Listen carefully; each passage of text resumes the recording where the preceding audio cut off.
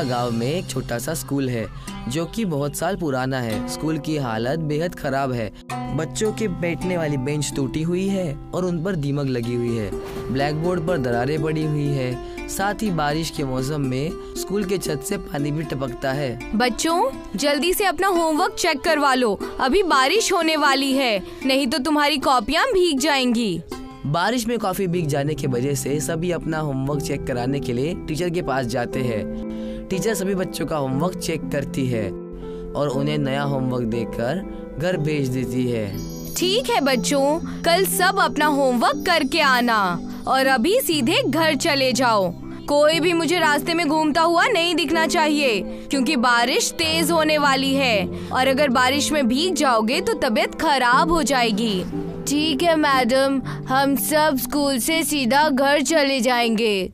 सभी स्टूडेंट घर चले जाते हैं और उनके जाने के बाद मैडम भी स्कूल के सभी दरवाजे और खिड़कियां बंद करके ताला लगा देती है और अपने घर निकल जाती है। सबके निकल जाने के बाद तेज बारिश होती है और साथ ही आंधी तूफान भी आता है। तेज तूफान के चलते स्कूल टूटकर नीचे गिर जाता है। अगले दिन जब मैडम स्कूल आती है तो देखती है कि स्कूल पूरी तरह से खत्म हो चुका है। लो, अब यही देखना बाकी रह गया था। जैसे तैसे करके हम इस स्कूल में काम चला रहे थे, अब तो वो भी नहीं रहा। अब बच्चों को कैसे पढ़ाऊंगी? टीचर गांव के मुखिया के पास जाती है और उनको इस बारे में बताती है। मुखिया जी, हमारा स्कूल तूफान की वजह से टूट गया है। हमें स्कूल के लिए नए बिल्डिंग की जरूरत है। क्या आप हमारी कुछ मदद कर सकते हैं? मेरे पास तो इतने पैसे है नहीं कि मैं नई बिल्डिंग बनवा सकूं, हैं? पर हम लोग सरकार से स्कूल बनवाने के लिए अर्जी दे सकते हैं। आप एक अर्जी लिख लीजिए, मैं उस पर साइन करके ग्राम प्रधान की मोहर लगाकर कार्यालय में जमा करवा दूंगा। ठीक है? टीचर स्कूल की बिल्डिंग बनवाने के लिए एक एप्लीकेशन लिखकर मुखिया को देती है। मुखिया उस पर प्रधान की मोहर लगाकर उसको अपने नजदीकी सरकारी ऑफिस में जमा कर देता है।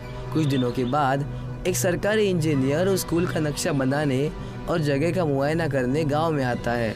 ये लीजिए मैम, मैंने नए स्कूल का नक्शा बना लिया है। मैं इसकी कॉपी ऑफिस में जमा कर दूंगा। जैसे ही सरकार की तरफ से बजट पास होगा, नए स्कूल बनने का काम शुरू हो जाएगा। टीचर को नया स्कूल का नक्शा देने के बाद इंजीनियर वहाँ से चला जाता है और सरकारी ऑफिस में स्कूल का नक्शा दे देता है।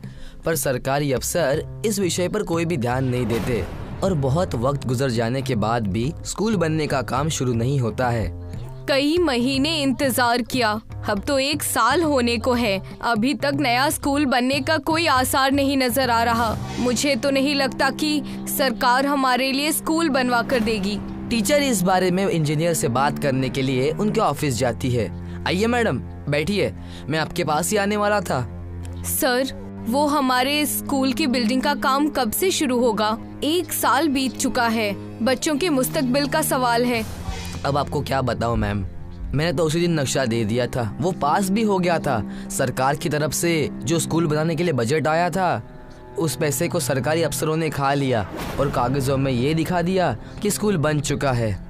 अच्छा, तो ये बात है। सरकारी अफसरों से और उम्मीद भी क्या की जा सकती है?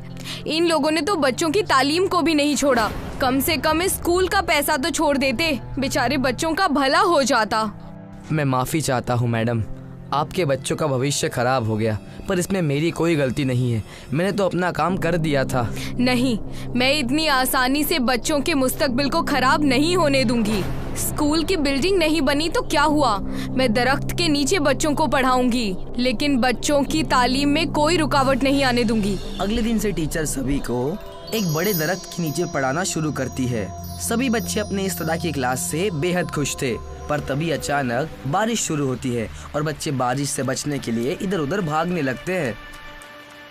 अरे, कहाँ जा रहे हो? आराम से बच्चों, बारिश में फिसलना मत। कुछ बच्चे पास में पड़े खराब रिक्शा के अंदर बैठ जाते हैं।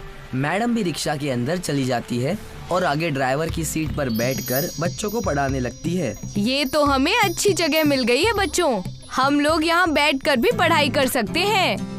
मैडम, पर इस रिक्शा में तो सिर्फ हम 4 लोग ही पढ़ाई कर सकते हैं, बाकी के बच्चे कैसे पढ़ेंगे? इस बारे में कुछ सोचना पड़ेगा। मैं कोई हल निकालती हूँ। तुम आज का अपना लेसन कंप्लीट करो और घर चले जाओ। मैं कल तक नए स्कूल का इंतजाम करती हूँ। सभी बच्चों के जाने के बाद मैडम एक रिक्शा मैकेनिक के पास जाती है। मुझे बच्चों के लिए एक नया स्कूल बनाना है, क्या तुम मेरी मदद कर सकते हो? मैं रिक्शा मैकेनिक हूँ मैडम, कोई बिल्डिंग बनाने वाला मिस्त्री नहीं हूँ जो आपके लिए स्कूल बनाकर दे दूँ। मुझे रिक्शा का ही स्कूल बनाना है, पत्थर का नहीं, इसलिए तो तुम्हारे पास आई हूँ। रिक्शे का स्कूल? पर कैसे? मैंने तो आज तक कभी भी रिक्शे का स्कूल ना देखा है ना सुना है, पहली बार आपके मुंह से सुन रहा हूँ। मैडम, मैं एक गरीब आदमी हूँ, ये देखकर आप मेरे साथ मजाक तो नहीं कर रही? और अगर मजाक नहीं कर रही है तो आप खुद ही बता दीजिए कि रिक्शा का हम स्कूल कैसे बना सकते हैं। देखो, वहाँ पर बहुत टाइम से कुछ खराब रिक्शे पड़े हैं, क्या तुम उन सभी को जोड़कर एक ऐसा रिक्शा स्कूल तैयार कर सकते हो जिसमें मेरे सभी स्टूडेंट्स एक साथ मिलकर पढ़ सकें? अच्छा, तो ऐसी बात है, आपने पहले क्यों नहीं बताया? यह तो मैं अच्छे से कर सकता हूँ, आप सब मेरा कमाल देखते जाइए। मैं सभी खराब रिक्शा को जोड़कर एक ऐसी स्कूल बनाऊंगा कि आप देखती रह जाएंगी। अब वो मैकेनिक सारे खराब पड़े हुए रिक्शा को एक जगह इकट्ठा करता है और एक एक करके जोड़ देता है। ये लीजिए मैडम, आपका रिक्शा स्कूल चकाचक बनकर तैयार हो गया है। अंदर में ब्लैक बोर्ड फिट कर दिया है। बहुत बहुत शुक्रिया। तुम्हारा जो भी बिल हुआ है वो मुझे दे दो, मैं पे कर दूंगी। कैसी बात कर दी है मैडम आप? बच्चों के भविष्य के लिए आप इतना कुछ कर रही है और मैं इतना भी काम नहीं कर सकता क्या? और वैसे भी मेरी बेटी स्नेहा को आप ही पढ़ाती है ना? ठीक है, फिर मैं चलती हूँ, बच्चों के स्कूल का टाइम हो रहा है। अब टीचर रिक्शा स्कूल के ड्राइविंग सीट पर बैठकर उसे चलाने लगती है और बच्चों के घर जाकर उनको पिक करती है। एक औरत को रिक्शा चलाता देखकर लोग उनका मजाक उड़ाते हैं, पर टीचर उनकी बात पर कोई ध्यान नहीं देती है। अरे वो देखो, औरत रिक्शा चला रही है। अब टीचर सभी स्टूडेंट को उनके घर से पिक करती है और सभी को रिक्शा स्कूल के अंदर पढ़ाती है और छुट्टियां होने पर सभी को घर पर ड्रॉप कर देती है। सभी बच्चे भी मन लगाकर पढ़ाई करते हैं और एग्जाम में टॉप करते हैं। ये देखो बच्चों, हमारे स्कूल के बारे में न्यूज़पेपर में आर्टिकल छपा है, सभी ने टॉप किया है, इसलिए सभी स्टूडेंट्स को नई क्लास के लिए ऑल द बेस्ट। अब ये बात सभी जगह फैल जाती है कि एक टीचर स्कूल न होने की वजह से रिक्शा में घूम घूम कर बच्चों को पढ़ाती है। सरकार के कानों तक जब ये बात पहुंचती है तो सरकार उन घुसखोर अफसरों को नौकरी से निकाल देती है जिन्होंने स्कूल बिल्डिंग का पैसा खाया था, और टीचर को उसके इस नेक काम के लिए अवार्ड से सम्मानित करते हैं। नागपुर के एक छोटे से कस्बे में हर्ष रहता था। हर्ष अपने माता पिता के साथ रहा करता था। हर्ष के बाबा एक गरीब किसान और माँ दर्जी थी। दोनों ही अपना अपना काम करके घर चलाने की कोशिश किया करते। हर्ष की पढ़ाई लिखाई के खर्चे के वजह से दोनों बड़े परेशान रहते थे। मुझे मेरे हर्ष की बड़ी फिक्र हो रही है, उसकी तालीम। हर्ष अब बड़ा हो गया है और अगर हमने उसका स्कूल में दाखिला नहीं करवाया तो बेहद परेशानी हो जाएगी। मैं अपनी कोशिश तो कर ही रहा हूँ बेगम।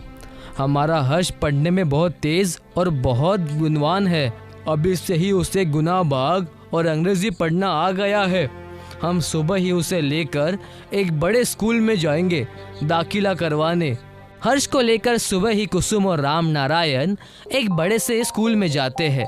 हर्ष वहाँ की खूबसूरती देखकर हैरान रह जाता है। माँ, क्या मैं इस स्कूल में पढ़ूंगा? बिल्कुल बेटा, तुम इसी स्कूल में पढ़ोगे और पढ़कर बड़े आदमी बनोगे और ऐसे कई सारे स्कूल भी बनाओगे। मुझे बड़ी हिचकिचाहट हो रही है, कहीं हमें ज्यादा पैसे ना भरने पड़ जाए। अरे आप चलो तो वहाँ चलकर देखें तो सही। वहाँ जाते ही उन्हें गेट पर खड़ा चौकीदार रोक देता है। रुको, कहाँ जा रहे हो बिना किसी इजाजत से? वो दरअसल मैं अपने बच्चे का इस स्कूल में दाखिला करवाने आया हूँ। दाखिला, और वो भी यहाँ? लगता है तुम औकात भूल रहे हो अपनी। यहाँ सिर्फ अमीरों के बेटे आते हैं और तुम्हें देखकर लग रहा है कि तुम कहीं कचरा साफ करते हो। ये तुम कैसी बात कर रहे हो? मेरा बच्चा पढ़ने में बहुत होशियार है। मेहरबानी करके हमें अंदर जाने दीजिए, हमारी बेइज्जती मत कीजिए। मैंने तुमसे कह दिया ना, चले जाओ, वरना मुझे अपने इस डंडे का इस्तेमाल करना पड़ेगा। चौकीदार उन्हें वहाँ से डांट कर भगा ही रहा था कि उस स्कूल के मास्टर वहाँ आ जाते हैं और राम नारायण और उसके परिवार का हाल देखकर कहने लगते हैं, चौकीदार, मैंने तुम्हें कितनी बार कहा है, लोगों से इस तरह की बातें मत किया करो। चलो जाओ और अपना काम करो, मैं इन्हें देख लूँगा। आप सब मेरे साथ ही प्रिंसिपल के ऑफिस में आइए। और सब मिलकर प्रिंसिपल के ऑफिस में चले जाते हैं। जी मैम, ये हमारे स्कूल में अपने बच्चे का दाखिला करवाने आए हैं, इसीलिए मैं इन्हें अंदर ले आया। बच्चा बड़ा होशियार और काबिल है। कहिए, क्या बात है? आपको हमारे स्कूल का नाम पता है? ये महात्मा गांधी स्कूल है। ये बहुत बड़ा कॉन्वेंट स्कूल है। अंग्रेजों के तौर तरीके सिखाते हैं हम यहाँ पर बच्चों को, ताकि उनमें डिसिप्लिन रहे। हम अपने बच्चे के अंदर यही सारे गुण चाहते हैं और इसीलिए हम जितना चाहे उतना पैसा देने के लिए तैयार है। राम नारायण के इतना कहने से प्रिंसिपल और उस मास्टर की आंखें लालच से चमक जाती है। तब मास्टर ने उस प्रिंसिपल मैडम से चुप कर से कहा, ये गरीब भले है, लेकिन इनकी लाचारी का हम पूरा फायदा उठा सकते हैं। अपने बच्चे को पढ़ाने के लिए ये पूरे पैसे दे देंगे। अगर आप कहे तो इनसे 2 गुने पैसे ज्यादा ले लूं। ये भी कोई कहने की बात है? उनके यहाँ से पैसे आएंगे तभी तो हमारे बच्चे और खानदान खुशी से रहेंगे। जितना लूट सकते हो लूट लो। हमारे विद्यालय में 25,000 में दाखिला होता है। मैं इन्हें 50,000 कहूँगा, आप हाँ कर देना।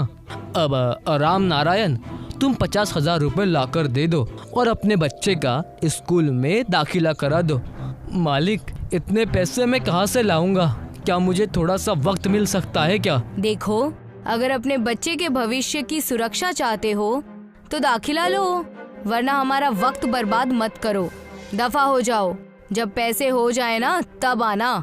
राम नारायण, कुसुम और हर्ष वहाँ से उदास होकर घर चले जाते हैं। पिताजी, मेरी उम्र के सारे बच्चे स्कूल जाने लगे हैं, अच्छी अच्छी टिफिन लेकर। मैं कब जाऊंगा? तुम जरूर जाओगे बेटा, बस थोड़ा सा इंतजार करो। मुझे हर्ष की बड़ी फिक्र हो रही है। 50,000 रुपए हम कहाँ से लाएंगे? अपने बच्चे को पढ़ाने के लिए मैं कुछ भी कर सकता हूँ। क्यों ना हम चलकर गांव में रामू काका की मदद लें। गांव में सबसे पुराने और पढ़े लिखे वही हैं, वो हमारी मदद जरूर करेंगे। राम नारायण और कुसुम रामू काका के घर जाते हैं और उन्हें सारी तकलीफ बताते हैं। तब रामू काका उनसे कहते हैं, तुम अपने बच्चे को हमारे गांव के विद्यालय में क्यों नहीं डाल देते? हमारे गांव के स्कूल में? हमारे गांव में स्कूल है कहाँ? गांव में कोई अच्छी पढ़ाई नहीं करवा सकता, इसीलिए तो उन्हें दूसरे कस्बे या शहर के स्कूल में डाला जाता है। तुम दोनों मेरे साथ आओ, मैं तुम्हें अपने कस्बे में ही कुछ दिखाता हूँ। रामू काका उन्हें जंगल के रास्ते से एक गुफा की तरफ ले जाते हैं और कहते हैं, इस गुफा में जाओ, तुम्हें सब पता चल जाएगा। जैसे ही राम नारायण और कुसुम उस गुफा में जाते हैं, किसी और दुनिया में ही पहुंच जाते हैं और उनके सामने एक बड़ी सी पाठशाला नजर आती है जो पूरी सोने की होती है। उस स्कूल में सोने की घंटी होती है, सोने का ब्लैक बोर्ड, सोने का बेंच जिस पर सारे बच्चे पढ़ाई कर रहे होते हैं। ये सारी चीजें देखकर कुसुम और राम नारायण हैरान हो जाते हैं और रामू काका से पूछते हैं, ये सब कैसे हो सकता है? हमारे कस्बे में सोने की विद्यालय कैसे हो सकती है और ये गुप्त क्यों है? तब जाकर रामू काका उन्हें सब बताते हैं। अंग्रेजों के डर के वजह से ये स्कूल हमारे पूर्वजों ने यहाँ बनाया था ताकि हमारे संस्कार और विचार ना बदले। मेरे पिताजी इस विद्यालय के शिक्षक थे। एक दिन उन्हें अंग्रेजों ने पकड़ लिया। तुम 2 खबरी के लोग हमारे जैसे स्कूल खोल रहे हो, तुम्हें तो मैं छोड़ूंगा नहीं। लेकिन हमने पूरे नागपुर कस्बे में जितना सोना है तुम हमें ला कर दो। निकलना चाहते हो? यह मैं हरगिज नहीं होने दूंगा। तुम हमसे चाहते क्या हो? हम क्या करें? पूरे नागपुर कस्बे में जितना सोना है तुम हमें ला कर दो और अपनी एक गंदी सी स्कूल बंद करके यहाँ से दफा हो जाओ। मैं इन्हें ये सोना हरगिज़ नहीं दूंगा। सारे सोने को लेकर उस जंगल के गुफा में छुपा दूंगा और अपनी अलग दुनिया बनाऊंगा।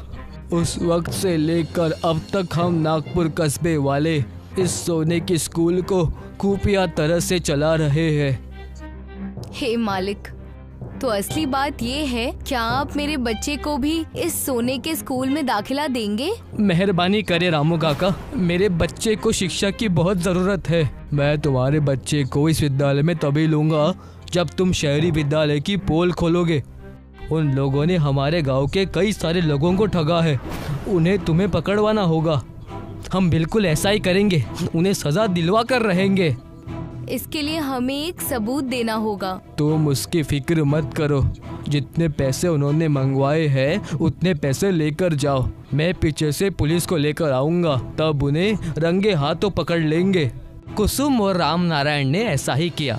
वो पैसे लेकर उस महंगे स्कूल में चले गए और तब राम नारायण ने प्रिंसिपल से कहा, जी ये लीजिए आपके पूरे पैसे, पूरे 50,000 रुपए है। हाँ हाँ, लाओ लाओ। ये तो मुझे पहले से ही पता था कि तुम अपने बच्चे को हमारे पास ही पढ़ाओगे। इतना अच्छा स्कूल जो है और कहाँ सोने की पाठशाला में पढ़ता। लाओ, मुझे पैसे दो। जैसे ही राम नारायण ने पैसे प्रिंसिपल को दिए, पैसे हाथ से लेते ही उस कमरे में पुलिस वाले घुस गए और उन्हें रंगे हाथों पकड़ लिया। हम तुम्हें हवालात में अच्छी पढ़ाई पढ़ाएंगे। मैं और मेरे शौहर मेहनत करके दिन रात लोगों के घरों का काम करके अपने बच्चे को पढ़ाना चाहते थे, और तुम हो कि तुम्हें शर्म ही नहीं है। प्रिंसिपल और मास्टर दोनों रंगे हाथों पकड़े गए और इसी तरह हर्ष अपने सोने के पाठशाला में अपनी पढ़ाई पूरी करने लगा।